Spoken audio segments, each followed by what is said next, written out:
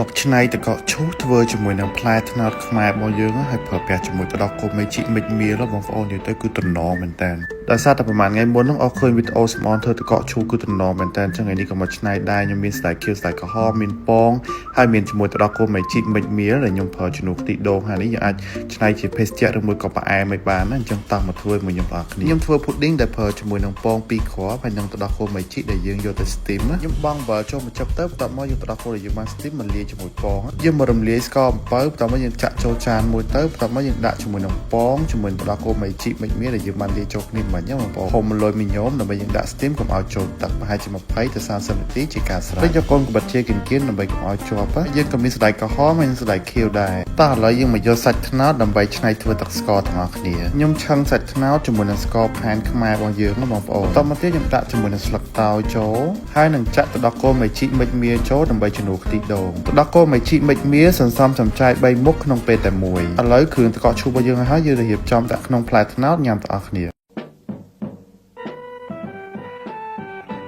ហើយខ្ញុំក៏បានឆ្នៃផ្លែត្នោតធ្វើជាចានដាក់ជាមួយទឹកកកឈូសរបស់យើងហើយបន្ថែមជាមួយស្ដាយខៀវស្ដាយក្រហម pudding ទឹកស្ករសាច់ត្នោតជាមួយនឹងទឹកដោះគោមេជីមិចមៀរបស់យើងជំនួសខ្ទិះដូងគឺ creamy ហើយឈ្ងុយមែនតើបងប្អូនមិនដែរបងប្អូនតំណងអត់ទឹកកកឈូសដែលឆ្នៃចេញពីផ្លែត្នោតខ្មែររបស់យើងហើយនេះក៏ជាបង្អែមមួយដែលពេញនិយមហើយក៏ត្រូវជាមួយនឹងអាកាសធាតុខែចែករបស់យើងដែរ